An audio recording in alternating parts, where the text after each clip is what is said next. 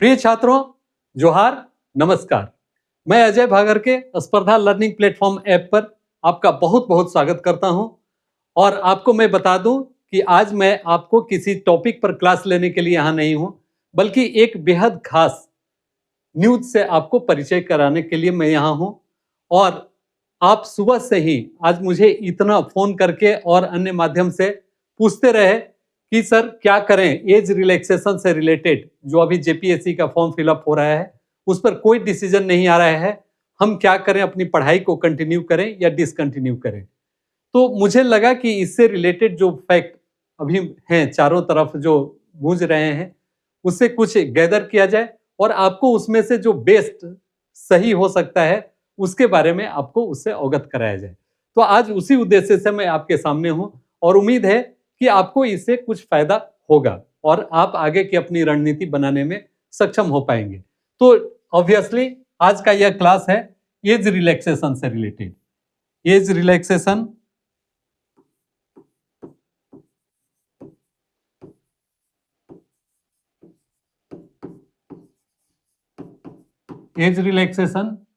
ये किससे? 14th JPSC जिसका फॉर्म फिलअप अभी हो रहा है।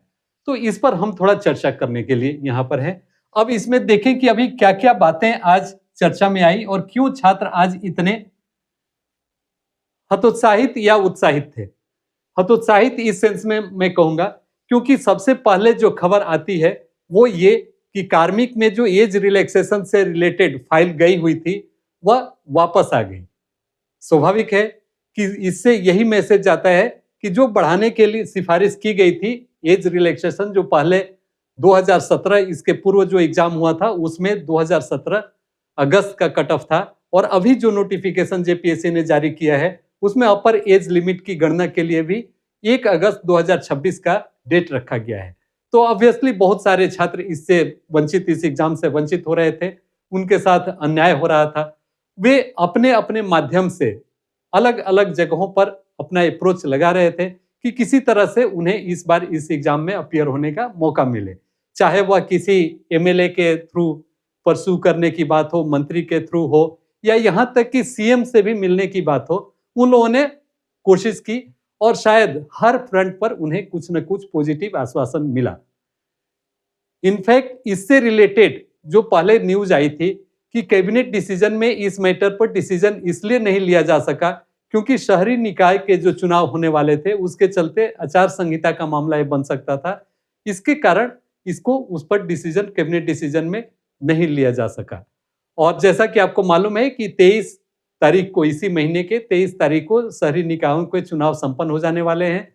तो इसके बाद इससे उम्मीद बनती है कि अगर उसमें कुछ इससे रिलेटेड मैटर था तो उसके बाद उस पर कुछ डिसीजन सरकार कर पाएगी। साथ ही साथ मुख्यमंत्री ने भी इस पर कुछ पॉजिटिव अपना मंतव्य दिया था। तो एक ये थी कि फाइल टर्न डाउन हो गई कार्मिक से, तो ये एक तरह से छात्रों के लिए जो उम्मीद बांध कर रखे थे कि इसमें उन्हें रिलैक्सेशन मिलेगा, और टर्न डाउन की बात सुनकर वे हतोत्साहित हो गए कि अब शायद इसमें कोई उम्मीद न बची।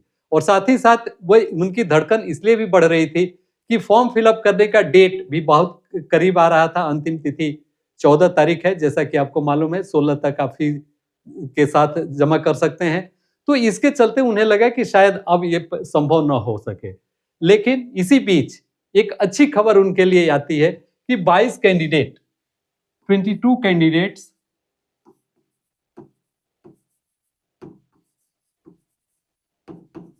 जो हाई कोर्ट में गए हुए थे पहले, ये हाई कोर्ट में इनका ऑलरेडी पहले से एज रिलैक्सेशन से रिलेटेड इनकी याचिकाएं थी, उस पर एक अहम फैसला आता है और वो अहम फैसला सबों के चेहरे पर एक मुस्कुराहट ला देता है। इसमें हाई कोर्ट ने 22 कैंडिडेट्स के लिए कहा है कि इन्हें फॉर्म फिलअप करने की अनुमति दी जानी चाहिए, ये फॉर्म फिलअप कर सकते हैं। तो ऑब्वियसली अगर 22 कैंडिडेट्स के लिए होगा तो क्यों नहीं और सारे कैंडिडेट्स के लिए। गवर्नमेंट भी इस पर विचार करेगी, जेपीएससी भी इस पर सोचेगी कि क्यों नहीं और छात्रों को भी इससे इस सुविधा को एक्सटेंड किया जाए और उन्हें भी एक मौका और दिया जाए। तो ये एक उनके लिए अच्छी खबर थी।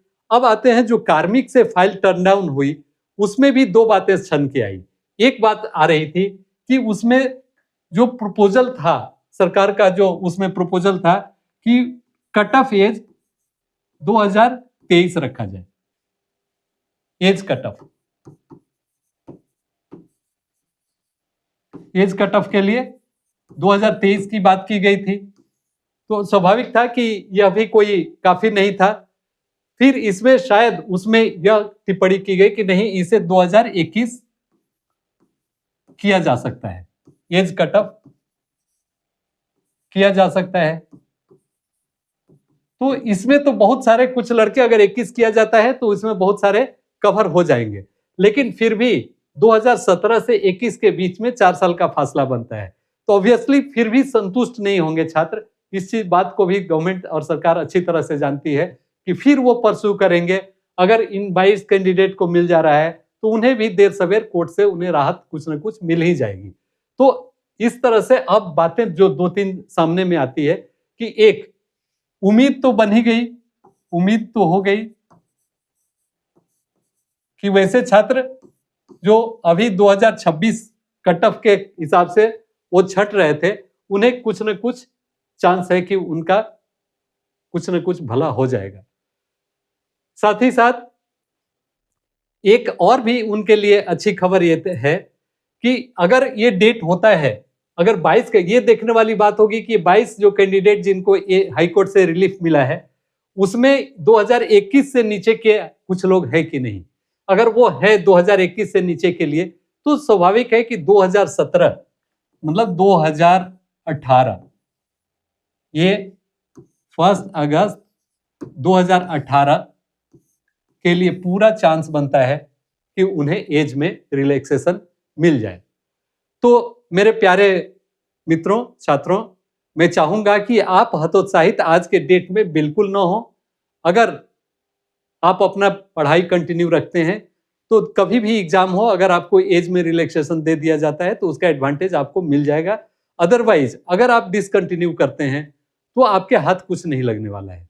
तो मेरी आपसे ये पुरजोर सिफारिश होगी या रिक्वेस्ट होगा आपसे कि आप प्लीज अपना धैर्य न खोएं और अपनी पढ़ाई में उसी पेस के साथ लगे रहें जैसा कि आप पूर्व में लगे हुए थे, और इस उम्मीद में चल रहे थे कि आपको भी इसमें शामिल होने का मौका मिलेगा। निश्चित रूप से आपको शामिल होने का मौका मिलना चाहिए। अगर नहीं मिलता है तो आपके साथ इनजस्टिस होगा। सरकार की कमी या लोक सेवा आयोग की कमी का खामियाजा आपके साथ भुगतना पड़ेगा। तो इससे बड़ा कोई अन्याय नहीं हो सकता है, क्योंकि किसी भी एग्जाम में आपको, खासकर इस तरह की, इस लेवल की जो सिविल सर्विसेज की बात हो, उसमें कम से कम 6 चांस यूपीएससी भी देती है अपीयर होने के लिए अपने कैंडिडेट्स को। और आपको अगर एक दो में ही संतोष करना पड़े तो इससे दुखद स्थिति नहीं हो सकती है। तो सरकार भी निश्चित रूप से इस तथ्य को ध्यान में रखेगी कि कम से कम छात्रों को 6 अटेम्प्ट देने का मौका मिले, चाहे उनका एज कितना भी हो रहा है। अदरवाइज वो प्रत्येक वर्ष चाहे 10-20 सीटों के लिए ही क्यों ना हो, वो परीक्षाएं आयोजित करें। लड़कों को भी, छात्रों को भी, कैंडिडेट्स को लगेगा कि हम तो एटलीस्ट अपीयर हो लिए। तो आप निराश बिल्कुल ना हो, आप निश्चित रूप से अपनी पढ़ाई को जारी रखें और आपका आने वाला कल निश्चित रूप से अच्छा होगा, उम्मीद भरा होगा, ये हम मान के चलें। इन केस वर्स्ट केस कुछ जाता भी है तो क्या जाएगा, आपका जो नॉलेज आपके पास आ जाएगा वो तो आपके साथ रह जाएगा हमेशा हमेशा के लिए। लेकिन मुझे नहीं लगता है कि आपका इस बार का टर्म बेकार जाने वाला है। आपको जरूर कुछ न कुछ आपके साथ इंसाफ होगा। तो इस उम्मीद में आप आगे बढ़ें और अपनी पढ़ाई को कंटिन्यू रखें।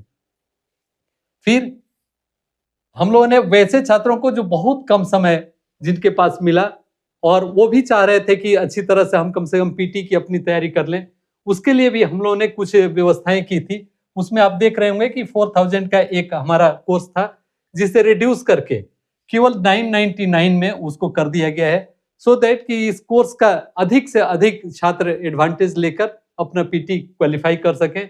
और इसमें है कंप्लीट पैकेज, 14 जेपीएससी पीटी का कंप्लीट पैकेज है। इसमें पेपर 1, पेपर 2, इसके कंप्लीट पीडीएफ नोट्स हैं।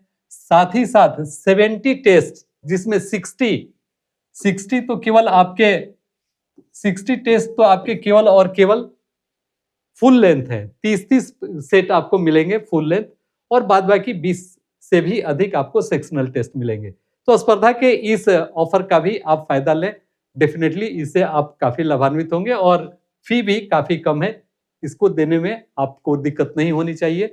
तो मैं उम्मीद करता हूं कि आप अपनी पढ़ाई पूरी रफ्तार में जारी रखेंगे और आने वाले परीक्षा को क्रैक करेंगे।